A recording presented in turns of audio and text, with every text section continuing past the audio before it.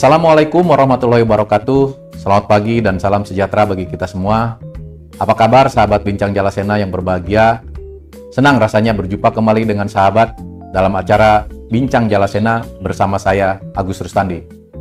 Bincang Jalasena pada edisi kali ini akan menghadirkan narasumber yang begitu menginspirasi, yaitu Laksamana TNI Purnawirawan Sumarjono, Kepala Staf TNI Angkatan Laut ke-20, yang kebetulan beliau adalah lulusan Akademi Angkatan Laut Angkatan ke-20. Mari kita sapa bersama narasumber yang sudah ada di samping saya. Selamat pagi, Laksamana. Apa kabar hari ini?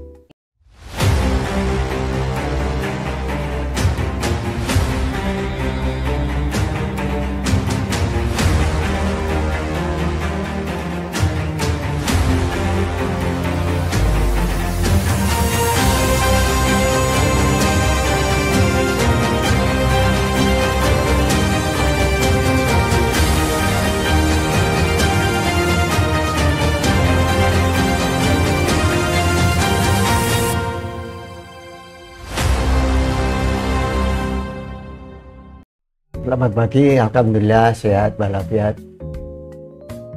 Terima kasih atas waktunya untuk menerima kami dari redaksi Majalah Jalasena. Pada kesempatan ini, di sela-sela kesibukan Bapak, pemirsa Bincang Jalasena ingin mengetahui lebih latar belakang Bapak, keluarga Bapak, juga bagaimana Bapak berkarir di Angkatan Laut sampai bisa Bapak menduduki pucuk pimpinan di TNI Angkatan Laut. Silakan Bapak. Baik, terima kasih Pak Agus. Saya nama Sumarjono. Saya lahir di Yogyakarta. Tepatnya adalah di Wonosari, Gunung Kidul. Jadi saya seorang dari gunung yang kecemplung ke laut, ceritanya begitu. Saya lahir tanggal 21 Juni tahun 1951. Saya mempunyai istri satu, Ibu Sri Rahayu Setiawati, dan anak 4 yang alhamdulillah sekarang sudah pada berkeluarga. Sekarang posisi saya cucu ada 6. Mereka sudah dewasa, alhamdulillah. Dan saya memulai karier di TNI Angkatan Laut melewati pendidikan di Akademi Angkatan Laut, dulu namanya Akabri Laut. Saya lulus tahun 1974. Nah, kebetulan sekarang ini pas ulang tahun emas daripada alumni 1974 itu. Nah, saya memasuki ke Akademi Angkatan Laut lewat Jakarta, kemudian testing, masuk sampai dengan pendidikan di Surabaya selama 4 tahun. Setelah itu saya berdinas di Angkatan Laut di Satuan Kapal Patroli. Saya waktu itu miskin pengalaman karena saya selama berdinas di Angkatan Laut dari pangkat Letnan 2 sampai dengan pangkat Kolonel itu saya di laut terus, tidak pernah dinas di mana-mana. Jadi hanya dari kapal ke kapal saja. Dari railing satu melompat pada railing yang lain. Saya pernah menjadi komandan kapal. Selama karir saya, seingat saya ada 4 kali. Yang pertama kali di Satuan Kapal Patroli di KRI Benteng Kalukuang. Kemudian kedua, setelah saya selesai sekolah seskowal, saya menjadi komandan di KRI Pulau Rengat. Waktu itu kapal itu masih baru sekali ya. Saya menjadi komandan yang ketiga di situ dan kapal itu masih berfungsi dengan baik. Itu 3 tahun di situ. Kemudian saya pernah menjadi komandan KRI Wiratno, mengambil di Jerman, menyeberangkan KRI Wiratno dari Jerman ke Indonesia. Dan terakhir saya menjadi komandan KRI Slamet Riyadi. Setelah dari situ saya kebetulan ditugaskan untuk menjadi ajudan presiden. Dalam hal ini adalah presiden kedua Pak Harto. Itu cerita singkat daripada karir saya di Armada RI. Dan setelah itu saya dikembalikan ke Angkatan Laut menjadi Danguspurla Barat. Saya dibasahi lagi, artinya harus masuk ke laut lagi. Itu yang saya lakukan. Nah, pada saat saya menjalankan tugas sebagai Komandan Guspurla Barat, saya pernah menangkap kapal ikan dari Thailand dengan gross ton yang besar-besar, sekitar 120 sampai 200 gross ton. Sekali tangkap waktu itu 56 kapal. Sekali tangkap. Dan tidak ada satu peluru pun meletus. Nah, kemudian saya pernah menembak kapal Cina yang mereka melakukan kegiatan intelijen di perairan Natuna, dan itu berhasil saya buktikan bahwa mereka melakukan kegiatan itu. Ada tadinya ada 2 kapal, kemudian 1 kapal melarikan diri, saya hanya bisa tangkap 1 kapal. Nah, itu menjadi rame antara Cina dan Indonesia pada saat itu, namun bisa diselesaikan dengan baik. Setelah itu saya dipindahkan menjadi Kepala Staf Armada Timur selama 5 bulan. Selesai itu saya diangkat menjadi Panglima Armada Barat, kurang lebih 1 tahun.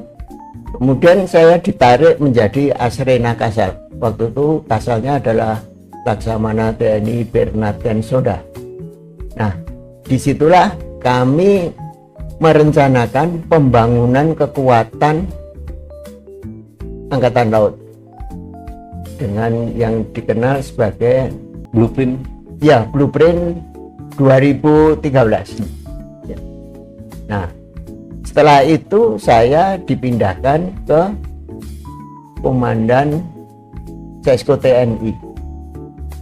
Di Sesko TNI saya menjadi komandan di sana selama 2 tahun 4 bulan.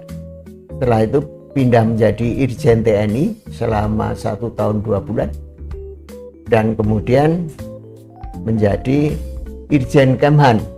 8 bulan saya diangkat menjadi Kepala Staf Angkatan Laut. Itu perjalanan daripada saya. Setelah saya pensiun, itu masih diminta oleh Kemhan untuk menjadi Kepala KKIP, Kepala Pelaksana KKIP. Di KKIP saya melakukan itu 10 tahun, terakhir tahun 2020, pensiun kedua. Siap. Makasih, itu cerita. Siap. Kalau kami menyimak dari apa yang Bapak sampaikan, tadi Bapak menyampaikan bahwa Bapak ini berasal dari Gunung Kidul, tapi lama penugasan justru di kapal sampai pangkat kolonel, bahkan sampai tingkat 1, masih bintang 1, masih tetap on board di KRI. Kira-kira apakah itu ada dorongan dari orang tua Bapak ingin bergabung dengan TNI Angkatan Laut khususnya? Iya, saya sebetulnya orang tua itu memberikan kebebasan kepada anak-anak untuk memilih karir masing-masing. Kebetulan dulu saya kecilnya itu tetangga saya adalah Kodim, jadi mainnya selalu ada di Kodim. Saya mungkin terinspirasi daripada kehidupan di sana. Mungkin itu Kodim juga merupakan satu-satunya tetangga saya gitu. Tapi tidak ada dari keluarga orang tua yang punya background militer ya Pak? Ada, kakak saya backgroundnya juga ada yang menjadi tentara. Ya. Dari penugasan Bapak yang panjang itu dari tahun 74 sampai dengan tahun 2008, itu sekitar 34 tahun ya Pak, kalau tidak salah. Kira-kira apa yang menurut Bapak yang paling berkesan, penugasan apa Pak?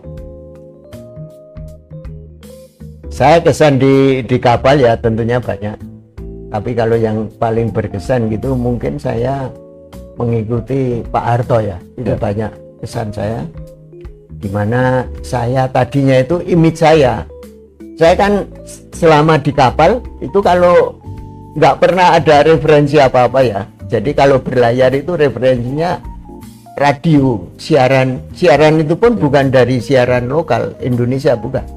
itu siaran dari Amerika maupun dari Inggris begitu, BBC London. Jadi saya setiap menerima siaran berita itu, bagaimana sosok Pak Harto yang seorang yang sudah sepuh, otoriter dan sebenarnya nggak ada sama sekali. Justru sebaliknya. Cuman sekarang kan teknologi sudah begitu maju ya Pak. Iya. TNI Angkatan Laut juga sudah sedemikian. Jadi kalau Bapak tadi cerita bahwa mendengarkan radio hanya bisa mendengarkan radio, mungkin HP juga belum seperti secanggih sekarang. Nah sekarang kalau jika dibandingkan Angkatan Laut pada Bapak masih berdinas sampai Bapak menjadi pucuk pimpinan, jika dibandingkan dengan sekarang, itu bagaimana kesan Bapak gitu? Ya mungkin saya pada waktu itu masa ada di pertengahan itu ya, transfer teknologi dari yang manual menjadi kepada yang elektronik. Itu saya mengalami itu, pendidikan saya juga sudah mulai mempelajari itu.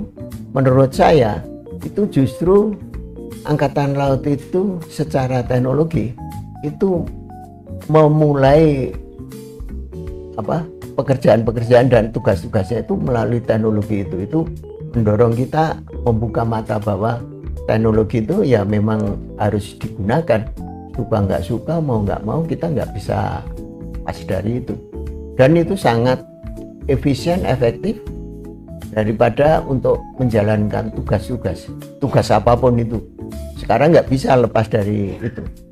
Siap, memang betul Pak. Jadi Bapak sangat bangga menjadi pemimpin organisasi yang memang heavy teknologi TNI Angkatan Laut. Ya. Nah, lalu pertanyaannya, apakah Bapak pernah, ya semua orang memimpikan Pak ingin menjadi pucuk pimpinan. Apakah Bapak pernah memperkirakan bahwa Bapak ini akan menjadi pucuk pimpinan di TNI Angkatan Laut? Ya tentunya semua orang berusaha ya. Siap. Kan pasti ada sesuatu yang ingin dicapai dalam berkarir itu. Tentunya yang paling pucuk itu yang menjadi sasaran daripada target setiap prajurit yang berada di TNI. Saya kira normal itu. Siap, Pak. Orang yang normal. Namun kan kita harus persaingan gitu ya.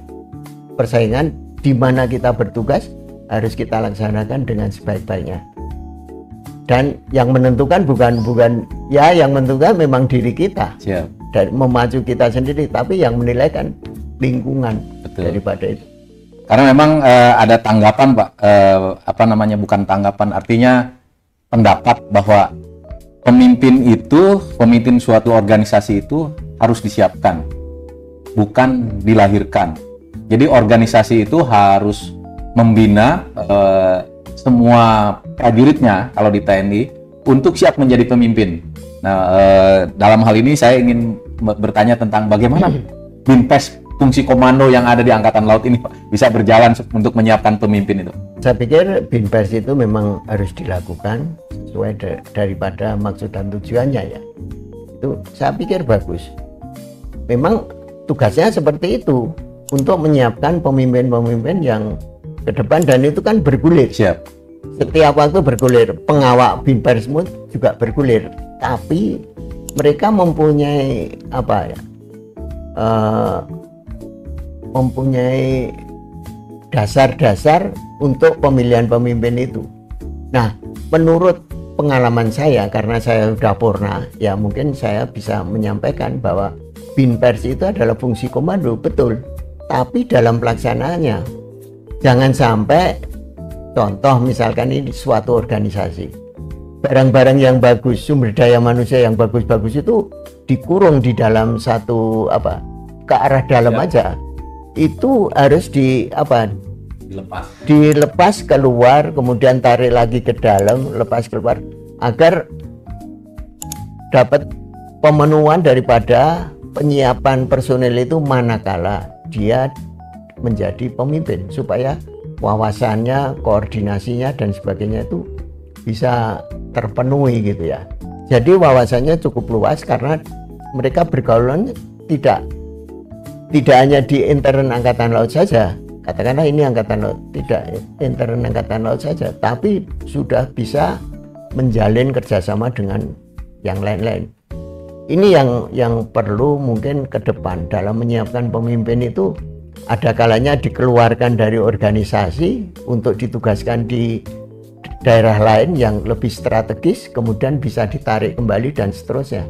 Sehingga saat menjadi pucuk pimpinan, mereka itu ya wawasannya luas dan bisa diajak koordinasi secara bagus gitu. Itu yang akan membawa pelaksanaan tugas daripada katakanlah Angkatan Laut itu menjadi baik. Saya kira itu Memperkaya personel itu ya, sendiri, Pak, dalam memperkaya wawasan. ya. Kalau saya membaca riwayat hidup Bapak, itu Bapak ini menjabat sebagai Kepala Staf TNI Angkatan Laut, kalau tidak salah kurang lebih 8 bulan. Betul. Seandainya Bapak waktu itu menjabat selama 2 tahun, apa kira-kira yang ingin Bapak wujudkan? Karena saya kira 8 bulan tidak cukup untuk kita-kita Bapak ini mewujudkan sesuatu gitu. Iya, saya waktu itu diangkat jadi Kepala Staf Angkatan Laut oleh Pak Susilo Bambang Yudhoyono, Pak SBY itu diberi tugas, 1, kembalikan Angkatan Laut pada tracknya. Kemudian yang kedua, siapkan pemimpin TNI yang akan datang. Yang ketiga, perbaiki hubungan-hubungan dengan negara tetangga. Begitu, itu akhirnya saya hanya fokus itu, cuman 8 bulan mau gimana lagi kan, terus ke arah situ. Tapi kalau seandainya saya itu mempunyai waktu yang cukup, saya akan melanjutkan apa yang telah dirumuskan oleh Angkatan Laut waktu itu kan, pembangunan kekuatan ya. Untuk sampai dengan tahun 2013. Saya waktu 10 tahun mendatang dari tahun 2003, waktu itu saya menjadi asrena kan, bagaimana membangun kekuatan Angkatan Laut untuk menjadi kemandirian. Karena sasarannya pengen saya itu membangun kapal-kapal kekuatan, pesawat tempur, tank dan sebagainya itu, supaya kita jangan hanya beli terus ke luar negeri, tidak. Pada saat beli ini ada transfer teknologi. Saya pengennya seperti itu. Ya. Nah, kebetulan ya, saya punya waktu cuma pendek jadi kasal ya nggak Pak. Kebetulan itu demikian pensiun tahun 2009 saya ditarik lagi ke Kemhan untuk memegang KKIP itu, Komite Kebijaksanaan Industri Pertahanan. Itulah yang menjadi dasar pemikiran saya bekerja di sana untuk mewujudkan daripada cita-cita kemandirian tadi. Nah, pada waktu itu Undang-Undang Industri Pertahanan belum ada. Padahal yang saya pelajari, saya tahu seluruh dunia ini, negara-negara itu mempunyai kesempatan untuk membangun industri pertahanan itu dengan cara pada saat membeli alutsista ke luar negeri, dia harus minta offsetnya, harus transfer teknologi. Melalui itu mereka menjadi negara maju. Saya melihat betul bagaimana Korea Selatan, bagaimana Turki, bagaimana Brasil, itu negara-negara yang dibesarkan dengan sistem offset. Saya dulu berpikir, saya hanya waktu masih pangkat-pangkat pama ya, melihat alut baru KRI Fathahillah kelas korvet kita yang waktu itu ya sebagai jembatan kita melalui pada masa komputerisasi kan, menggerakkan senjata dengan komputer, radar terpadu dengan senjata, dengan perintah, dengan komando. Itu saya sudah ya terkagum-kagum waktu itu. Tapi sekarang semua sistem kan harus begitu. Nah, ini yang harus kita lakukan adalah konsistensi daripada kegiatan itu. Contoh, saya melihat Fathahillah kelas ya. Waktu saya jadi asrena saya sampaikan, ini harus kita teruskan. Bapak Kasal waktu itu Pak Ken, oh setuju. Jadi kita teknologinya ya harus mengacu pada teknologi mbahnya itu, KRI Fathahillah kelas. KRI Diponegoro kelas itu didasari oleh Fathahillah kelas. PKR 105 didasari oleh Diponegoro dan seterusnya. Jadi itu meningkat dan ini saya sampaikan, saya waktu kunjungan ke luar negeri itu PKR 105 itu disanjung-sanjung sama Indra Navantia yang di Spanyol. Ini desain kapal yang paling bagus di antara yang Amerika punya dan sebagainya, termasuk yang bagus ini. Saya sampaikan, Bapak ngomong itu karena saya ada di sini. Bukan, saya nggak seperti itu gitu. Nah, artinya apa? Bahwa kita itu sebetulnya mampu untuk berbuat yang terbaik untuk pemenuhan kebutuhan dalam negeri. Nah, inilah. Nah, waktu itu selain itu kita mendasari, kita membangun sesuatu itu harus ada standarisasi, ada keberlanjutannya dari generasi ke generasi, standarisasi, ada komunalisasi, commonality. Nah, itu kita buktikan dari LST kepada LPD, ya kan? LPD sekarang saya lihat, waduh, udah bagus-bagus banget. Dan cara bekerjanya untuk membangun LPD yang tadinya ditargetkan 1 tahun 12 bulan, ternyata bisa sampai 10 bulan. Kenapa? Kita campur teknologi LPD yang kita beli dari Korea dengan PKR 105. Kita campur itu teknologinya sehingga kita bisa menghemat 2 bulan daripada pemesanan. Itu kan suatu keuntungan. Jadi di dalam kontraknya itu kita 12 bulan, ada hitungannya rupiah sendiri. Ternyata setelah membangun hanya 10 bulan. Nah, itu suatu keuntungan kita. Jadi seperti itu yang kita lakukan di PT PAL waktu itu. Nah, seperti program kapal selam. Ini sudah kita buat waktu itu ya. Saya mengacu kepada permintaan daripada Panglima Armada Timur, waktu itu istilahnya Armada Timur. Kebutuhan kapal selam Indonesia untuk mengcover seluruh perairan Indonesia itu ada 12 kapal dengan cara 4 kapal operasi, 4 kapal standby, terus kemudian 4 kapal untuk perbaikan. Nah, itu saya gunakan perencanaan bagaimana kita merencanakan untuk membangun kapal selam secara berturut, dan kita bisa mendapatkan transfer teknologi sampai dengan kita bisa melakukan kegiatan kapal selam overhaul besar. Jadi penerimaan teknologi tertinggi kapal selam bukan produksi kapal selam, bukan, tapi justru overhaul besar, tingkat besar. Artinya apa? Kapal selam yang memerlukan perbaikan sudah pada waktunya modernisasi, kita belah menjadi 5, kita keruk dalamannya, ya kita buang, kemudian kita isi kembali peralatan yang baru, sehingga itu menjadi kapal selam yang baru sama sekali dan mampu melakukan tugas apa yang dibebankan oleh kapal selam itu. Itu pencapaian teknologi tertinggi kapal selam. Saya dulu berpikir, wow, manakala kita bisa memproduksi, membuat kapal, itu capaian kita. Bukan.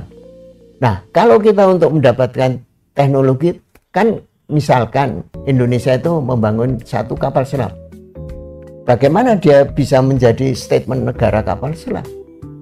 Nunggu ini 25 tahun lagi untuk di overhaul besar. Nunggu 25 tahun, ya. Jadi dengan 12 kapal selam, saya kemarin memprediksi kita harus bisa mandiri dalam pembangunan kapal selam di batch kedua, 3 kapal selam kedua. Di kapal selam ke-6 kita harus sudah bisa mandiri, membuat sendiri, putra putri Indonesia sendiri yang mengerjakan itu dari 0 sampai dengan selesai. Kita kemarin baru sampai pada tahap join section. Artinya apa? Kapal selam ini dibagi 5, dikerjakan di Korea Selatan, ya. Kemudian dibawa ke Indonesia untuk disambung di PT PAL. Peristiwa yang katakanlah quote-unquote dunia gempar adalah kita membangun Alugoro. KRI Alugoro pertama kali itu zero defect, artinya sempurna. Itu jarang ditemui oleh negara lain, negara kapal selam. Zero defect baru pertama kali.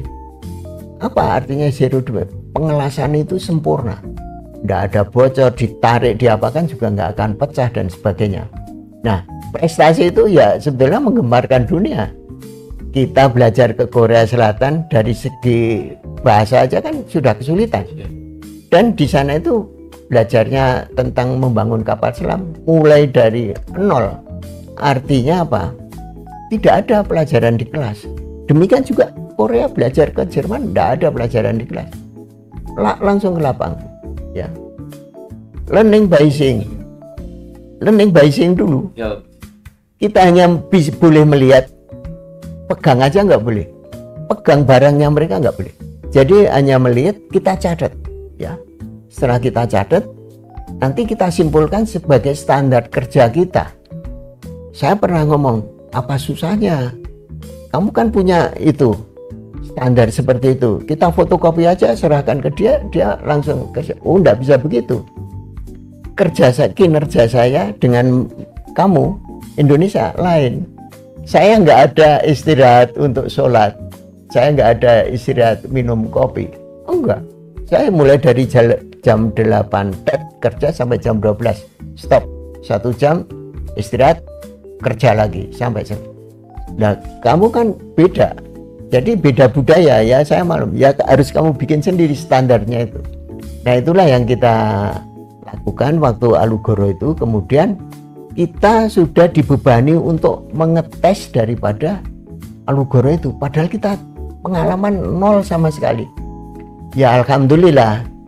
Ya kita saat itu ya, katakanlah saya nggak bisa tidur gitu. Artinya kebebanan dengan itu. Karena apa? Pengalaman saya melihat mereka membangun kapal selam. Itu kalau mereka sudah meluncurkan, mereka dapat waktu 2 jam untuk mencoba, ya. Kemudian ada trouble, dia naik lagi. 2 jam meluncur, ada trouble, naik lagi. Kan hanya 2 jam. Nah, kita daerah yang untuk percobaan itu dari Surabaya ke daerah percobaan itu kita perlu berlayar 40 jam. Bagaimana kalau ada trouble itu? Saya mikir satu kapal selam ini berapa puluh tahun nanti jadi, kan gitu. Udah ketinggalan teknologi lagi. Ya alhamdulillah, Alugoro itu selama percobaan nggak pernah ada rewelnya gitu. Saya ikut menyelam di situ juga. Saya pernah nyelam di situ kedalaman 200 meter. Hari Jumatan di dalam 200 meter, dan makan siang di situ, muncul sore. Jadi itu yang pengalaman saya tentang bagaimana membangun alutsista dan sebagainya. Nah, ini harusnya konsistensi. Ya. Apa?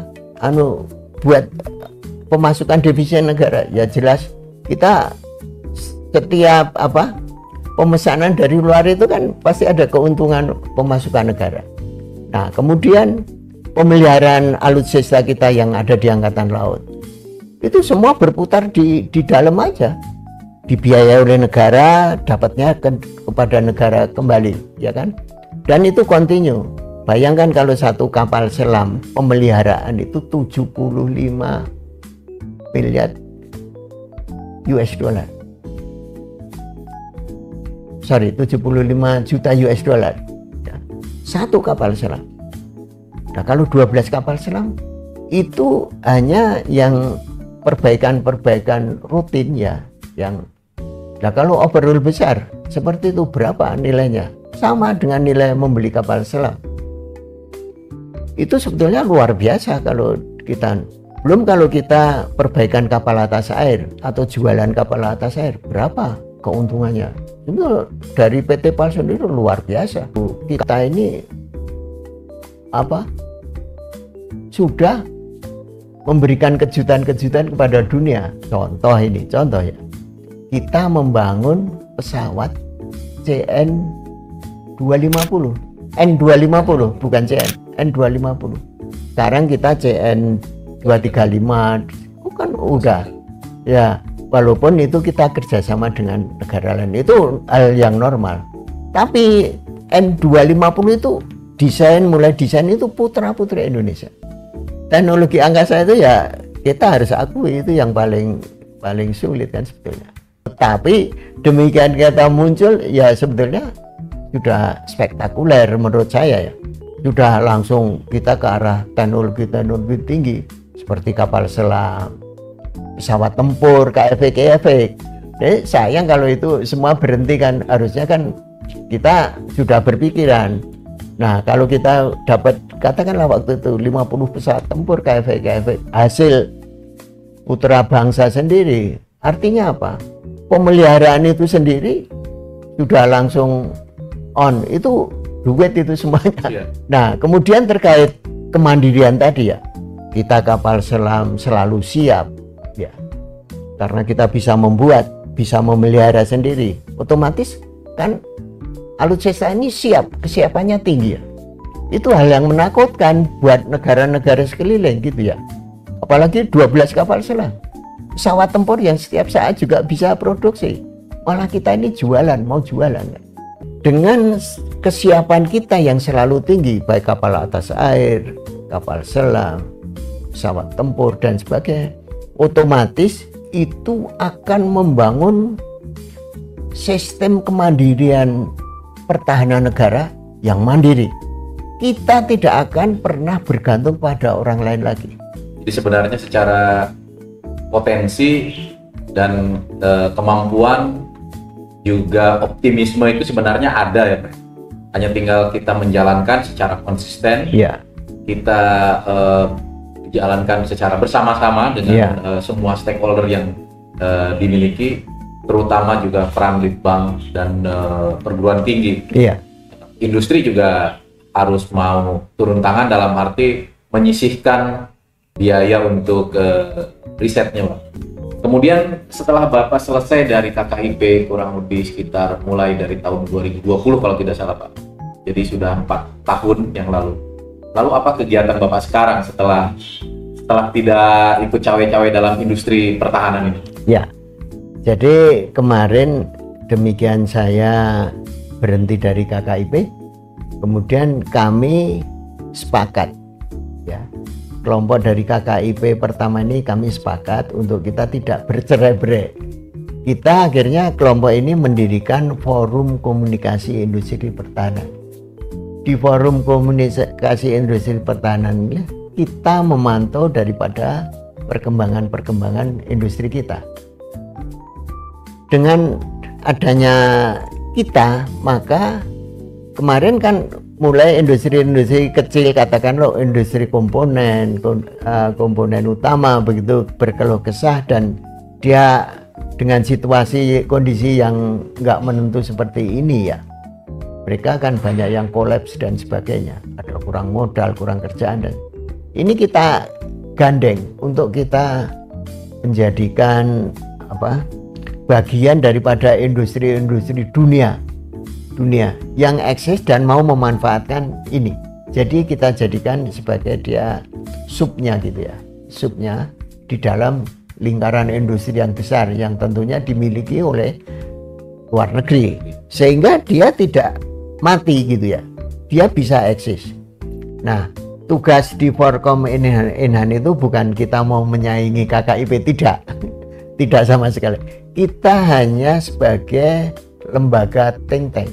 Jadi kalau kita mengkritisi ya jangan quote-unquote sakit hati gitu. Kita mengkritisi ingin meluruskan bagaimana sebaiknya kan begitu terkait dengan undang-undang itu, karena undang-undang itu kan bukan buat untuk TNI, untuk pemerintah, bukan. Undang-undang itu kan untuk seluruh bangsa, seluruh warga negara kan gitu. Kita tetap berkomunikasi dengan industri kecil, dengan lembaga-lembaga think tank begitu. Kita memberikan masukan, memberikan kritisan, melakukan kerjasama baik itu yang sifatnya pemerintah maupun yang non pemerintah, swasta dalam ini. Dan kita bukan hanya lingkaran dalam negeri, kita lingkaran ke luar negeri. Nah, sekarang yang kita kerjakan itu mengadakan seminar-seminar seperti itu, kemudian menyambungkan industri kecil sebagai global supply chain dari industri yang besar, sehingga kan ini masih hidup, menguntungkan, teknologi bisa dia serap, bisa dia tingkatkan dan sebagainya, dia bisa pasok ke dalam negeri dan sebagainya. Itu yang kita kerjakan. Nah, itu kita sudah menyambungkan ke beberapa industri di Korea Selatan, kemudian di Australia gitu. Mereka ya itu yang kita kerja, supaya jangan industri kita itu ya terkapar karena nggak ada yang memberikan arah gitu ya. Tapi saya kira KKIP yang menggantikan saya juga eksis itu kalau saya monitor. Nah, kita juga bekerja sama dengan kementerian-kementerian terkait yang dulu masuk daripada anggota KKIP. Kan ada 9 kementerian itu. Lalu kira-kira apa pesan-pesan Bapak buat kami, Pak? Khususnya untuk pajak, maksudnya bukan prior remaja, Pak, pensiunan remaja. Yang kita bukan memerlukan second career, bukan, Pak. Tetapi kita paling tidak kita itu masih tetap berguna untuk masyarakat, berguna untuk bangsa, berguna untuk organisasi yang membesarkan kita. Kira-kira apa yang bisa Bapak pesankan kepada kami? Ya, kalau menurut saya untuk kepada para pensiunan ya, kita tekuni hobi yang kita senangi masing-masing. Ada yang suka di pertanian, suka di perikanan, itu kita teruskan supaya kita ini tetap ini berpikir ya, mutar gitu, kaki tangan bergerak itu supaya sehat aja ya. Kemudian saya juga ingin menyampaikan ke Bapak bahwa Bincang Jalasena ini tidak hanya ditonton oleh para purnawirawan, Pak, tapi juga oleh adik-adik kita yang masih berdinas. Nah, Bapak yang pernah menjabat sebagai pucuk pimpinan di Angkatan Laut, dan adik-adik sekarang yang mengawaki organisasi ini jauh berbeda, baik itu dalam konteks mereka generasi yang berbeda dengan zamannya Bapak dulu, maupun dengan organisasi dengan kemajuan yang sekarang.